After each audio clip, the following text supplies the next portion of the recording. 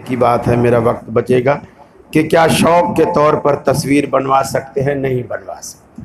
और खुदा के लिए मैं जब यहाँ उठूँ तो मुझे रोक रोक कर ना कहिएगा कि बस एक सेल्फी, एक सेल्फी, ये ना कीजिएगा, क्योंकि सवाल भी शायद किसी ने इसीलिए भेजा है ताकि मैं सेल्फियाँ ना बनवाऊँ। मैं नहीं बनाता, लोग बनाते हैं।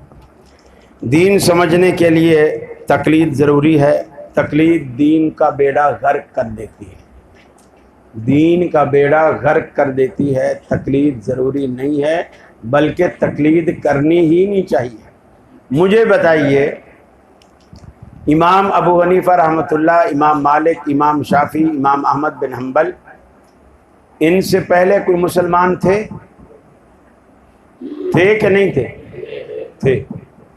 वो सहाबा किराम थे, वो इनसे बेहतर थे या इनसे कमज़ोर थे?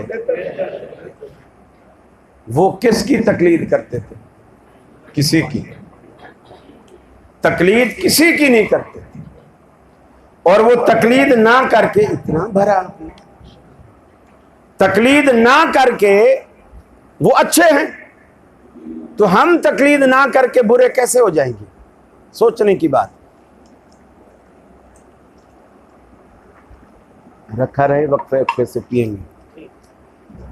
वो तकलीद ना करके अच्छे थे, तो हम तकलीद ना करके बुरे कैसे हो जाएंगे? और दूसरी अहम बात,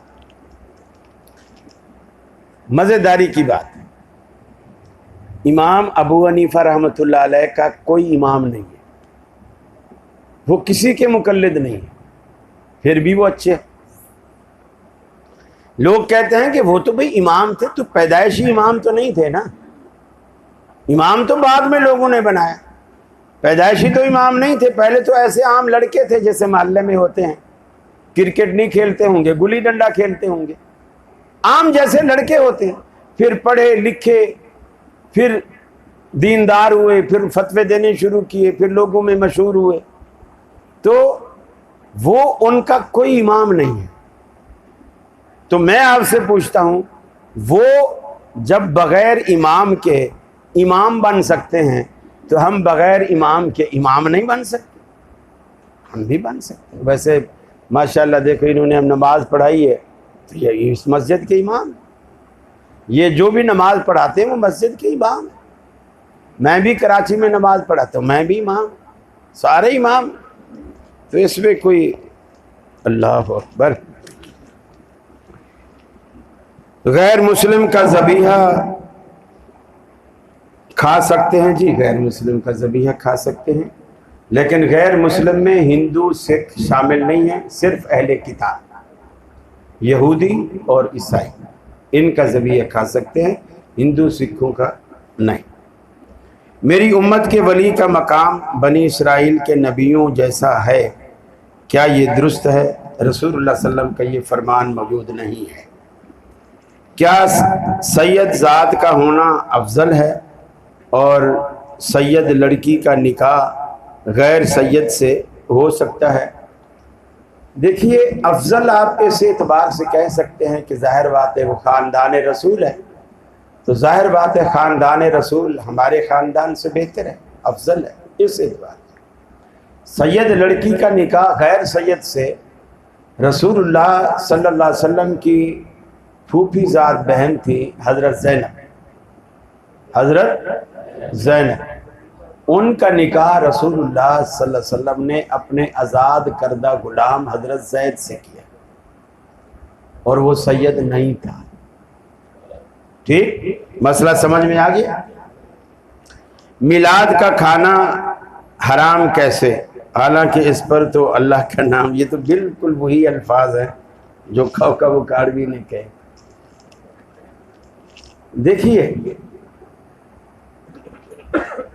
कि मिलाद का खाना हराम कैसे, जबकि उस पर अल्लाह का नाम लिया गया है। आपने कभी मुर्गी ज़िबा की है या होते देखी है? जब कोई जानवर हम ज़िबा करते हैं, उस पर क्या पढ़ते हैं? बिस्मिल्लाह, अल्लाहु अकबर, या अल्लाह। ये तकबीर है जो अल्लाह के रसूल ने ज़िबह करने के लिए सिखलाई है। हलाल जानवर को अब और नहीं दो यार, बस ये मैंने ले ली हैं, अब और नहीं भेजी। जो जानवर हलाल हैं उसको खाने के लिए अगर तकबीर पढ़कर ज़िबह करे तो वो हलाल है, वरना हराम। आप में कोई शख्स मुर्गी ज़िबह कर रहा है और वो ये सोचे कि तकबीर तो वो पढ़े जिनको कुरान ना आता हो। मुझे तो कुरान आता है, मैं तो हाफिज हूँ। वो पहले सूरा मुल्क पढ़े, सूरा यासीन पढ़े, सूरा मुज़म्मिल पढ़े, मुदस्सिर पढ़े, लेकिन वो तकबीर जो अल्लाह के रसूल ने सिखलाई है वो ना पढ़े। सूरतें लंबी चौड़ी कुरान की पढ़ी है, उसने अल्लाह का नाम लिया कि ना लिया? लिया। अब मुझे बताओ, ये सूरतें पढ़कर तकबीर के बगैर उसने उसको ज़िबह किया, वो मुर्गी हलाल है या हराम? हालांकि उस पर अल्लाह का नाम लिया गया। कुरान में कई जगह अल्लाह का नाम है। जब आप ये सूरतें पढ़ेंगे तो बेशुमार दफा अल्लाह का नाम आएगा, उसमें पढ़ा गया। अब उसको कुरान ने हराम नहीं किया, कुरान ने हराम नहीं किया, बिदत ने हराम किया।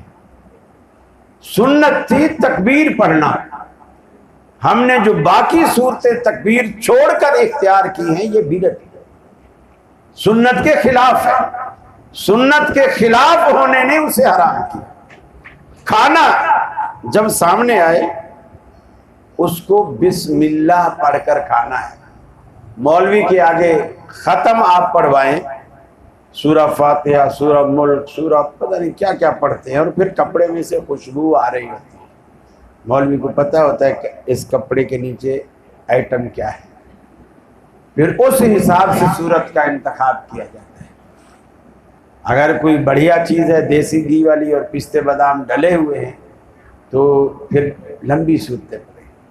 और अगर पता चले लहसुन क्या भंगार लगा हुआ तो समझ जाते हैं दाल को तड़का लगा हुआ है, तो 3 दफ़ा कुल्लो वाला पढ़ के चल वो ख़त्म कर देता है। तो खाने को कुरान हराम नहीं कर रहा, खिलाफ सुन्नत अमल उसे हराम कर रहा है। अब ये जो मिलाद रसूलुल्लाह सल्लल्लाहु अलैहि वसल्लम की पैदाइश वाले दिन मना के, उस दिन शिरीनी पका के, अल्लाह के रसूल के सहाबा को हमसे ज़्यादा मोहब्बत थी, लेकिन कभी अबू बकर के घर में 12 रबीउल अव्वल को शिरीनी नहीं पकी, कभी हज़रत उमर के घर में नहीं पकी, कभी रसूलुल्लाह के अपने घर में नहीं पकी।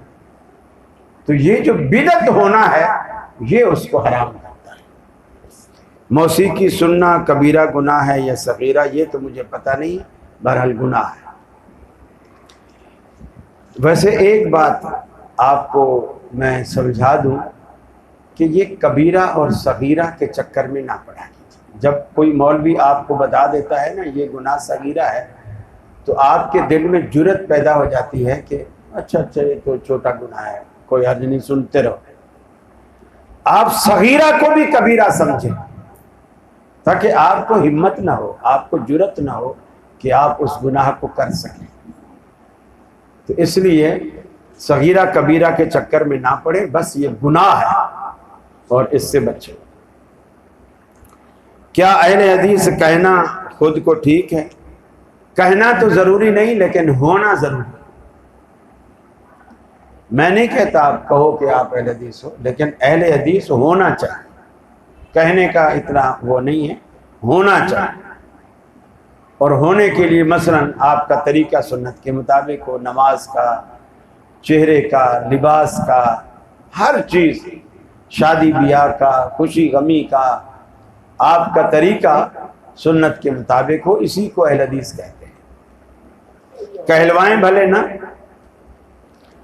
मेराज शरीफ के मौका पर तमाम अंबिया ने नबी पाक सल्लल्लाहु अलैहि वसल्लम के पीछे नमाज पढ़ी, क्या वो सब जिंदा हैं और वो एक जगह किस तरह पहुँचे? किस तरह पहुँचे तो ये तो उनको लाने वाला बता सकता है। मेरे पास तो उस वक्त भी कोई कन्वेंस नहीं थी, ना मैं रेंटा कार का कोई मालिक था, कि अभी मैंने इस तरह का कोई इंतज़ाम किया। बाकी इससे नबी करीम सल्लल्लाहु अलैहि वसल्लम और सहाबा किराम की अगर जिंदगियां साबित है तो फिर उस बैतुल मक़दस में जिंदगी साबित है। जिस तरह उस रिवायत को दलील बनाकर लोग कहते हैं कि मरर तो बेक़ब्र मूसा, मैंने मूसा अलैहिस्सलाम की कब्र के पास से मैं गुजरा तो मैंने देखा कि मूसा अलैहिस्सलाम अपनी कब्र में नमाज पढ़ रहे हैं, तो कहते हैं साबित हुआ कि नबी अपनी कब्रों में ज़िंदा हैं और नमाज पढ़ते हैं। तो फिर वही नबी आगे बैतुल मक़दस में बैठे हुए थे, तो फिर साबित हुआ कि सारे नबी बैतुल मक़दस में ज़िंदा हैं। इस पर पूरा एक मसलक है जो दो हिस्सों में बटा हुआ है देवबंदियों के अंदर, एक हयाती और एक ममाती। ममाती वो हैं जो रसूलुल्लाह सल्लल्लाहु अलैहि वसल्लम की वफ़ात के कायल, हयाती वो हैं जो रसूलुल्लाह सल्लल्लाहु अलैहि वसल्लम की वफ़ात के कायल नहीं हैं बल्कि इसको गुनाह समझते हैं। मैंने शायद कल की तकरीर में इस पर सैर हासिल गुफ्तगू की जो मुरीद के में थी कि सिद्दीक़ अकबर ने रसूलुल्लाह सल्लल्लाहु अलैहि वसल्लम की वफ़ात के बाद जो मस्जिद नबवी में आकर खुतबा दिया, उनके पहले खुतबे के अल्फाज ही यही थे मन कान याबुदु मुहम्मदन फ़इन्ना मुहम्मदन क़द मात, कि जो शख्स मोहम्मद सल्लल्लाहु अलैहि वसल्लम की पूजा करता था वो सुन ले कि आज उसका माबूद फौत हो गया। ये तो सिद्दीक़ अकबर का अकीदा है। और फिर उमर फारूक ने जो इसके खिलाफ कहा था रज़ी अल्लाह ताला अन्हु, सिद्दीक़ अकबर ने जब दलाइल की बारिश की तो हज़रत उमर फारूक ने भी अपनी तलवार को नियाम में डाला और गोया मान लिया कि अल्लाह के रसूल फौत हो गए। अच्छा मुझे बताइए, नबी करीम सल्लल्लाहु अलैहि वसल्लम जब तक जिंदा थे सहाबा किराम ने किसी को खलीफा क्यों नहीं बनाया? क्यों नहीं बनाया? बताइए। कुछ जुम्मा का खुतबा थोड़ी है, वैसे जुम्मे में भी अगर खतीब पूछे तो आप जवाब दे सकते हैं। ये आप मौजूद थे, जरूरत नहीं थी। फिर सहाबा किराम ने खिलाफत की जरूरत क्यों महसूस की और कब महसूस की? जब रसूलुल्लाह सल्लल्लाहु अलैहि वसल्लम उनमें मौजूद, सीधी सादी बात। और फिर अल्लाह के नबी को गुस्ल दिया गया, कफन दिया गया, दफन किया गया। क्या कोई शख्स आज दुनिया में अपने जिंदा बाप को दफन करना गवारा करता है? तो आप ये कैसे गवारा कर लेते हैं कि सहाबा किराम ने एक जिंदा रसूल को दफन कर दिया? बहुत खतरनाक बात।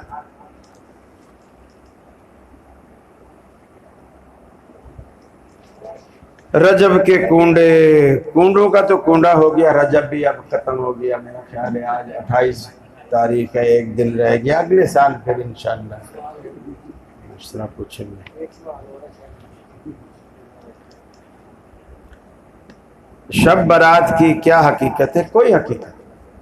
शब बारात की कोई हकीकत। इस पर मेरा एक बेहतरीन क्लिप है, आमिर लियाकत शो का ही क्लिप। उसमें शिया भी है, बरेलवी भी है, देवबंदी भी है। सबसे आखिर में मेरा नंबर आया और पब्लिक खड़ी हो गई, नारा रिसालत, नारा हैदरी, फला फला। वो आप YouTube से आप डाउनलोड करके उसको देखें, आपको तफसील मज़ा। देखो, बात करने का तब आता है जब, अब मैं आपको बात करूंगा ना तो आप सारे मेरे हैं, सारे अपने हैं, ये मस्जिद भी मेरी है। अब आपके दिल में आएगा यार अपने घर में तो हर कोई शेर होता है।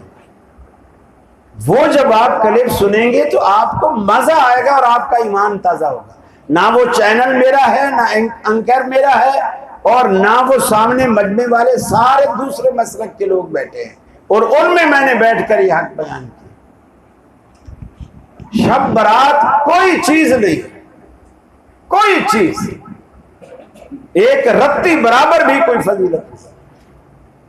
फिर आप देखें जो एक रिवायत सैयदा आयशा की तरफ मंसूब की जाती है, हालांकि इमाम तिरमिज़ी रहमहुल्लाह ने उसे ज़ईफ़ कहा। अल्लाह के रसूल उठे अपनी चारपाई से उठे, खामोशी से उठे, खामोशी से दरवाज़ा खोला, खामोशी से दरवाजे को बंद किया, खामोशी से चले गए। सैयदा आयशा सिद्दीक़ा रज़ियल्लाहु ताला अन्हा की आँख खुली, देखती हैं कि मैंने देखा अल्लाह के रसूल मेरी चारपाई पर नहीं है। मुझे शक हुआ कि अल्लाह के रसूल शायद दूसरी बीवी के घर चले गए, जबकि बारी मेरी थी। मैं बाहर निकली, देखा तो बकी कब्रिस्तान की तरफ आप जा रहे थे, मैं भी पीछे दबे पाँव गई। आप वहाँ खड़े हो गए, थोड़ी देर खड़े रहे, फिर वापस पलटे और मैं भागी और मैं आपसे पहले कमरे में घुसी और चारपाई पर लेट गई और इस तरह हो गई जैसे मैं सो रही हूँ।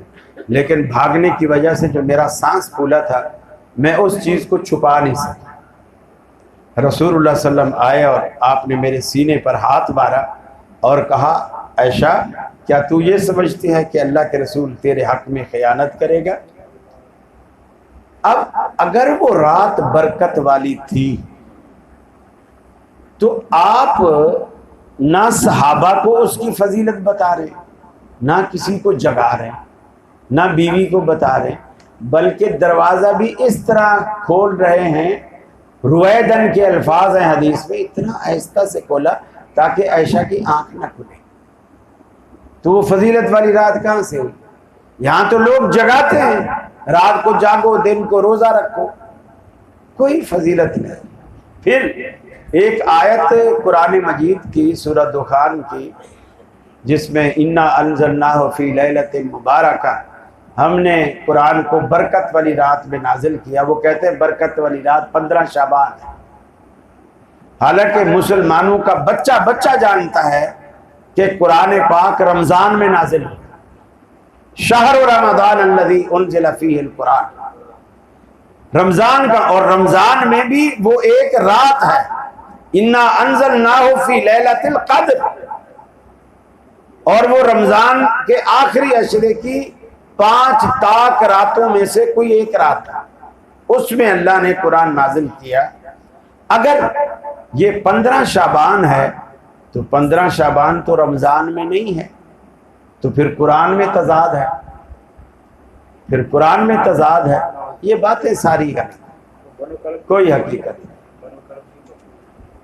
वो भी ऐसी रिवायत, सिर्फ एक रिवायत जो सही है शाबान की फजीलत में, वो ये है कि रमज़ान में जो आप रोज़े रखते थे, रमज़ान से हटकर किसी महीने के आपने अगर ज़्यादा रोज़े रखे हैं तो वो शाबान, बस ये एक रिवायत सही है कि रमज़ान से हटकर अगर आपने और किसी महीने में ज़्यादा रोज़े रखे हैं तो वो शाबान का महीना है, इसमें आपने ज़्यादा रोज़े रखे हैं। बस रमज़ान आने से कुछ दिन पहले आप रोज़े छोड़ देते थे ताकि रमज़ान के लिए फिर से हम एनर्जी हासिल करें और फिर से मुस्तैद हो जाए और तैयार। जज़ाकुमुल्लाह अहसन। बिस्मिल्लाह।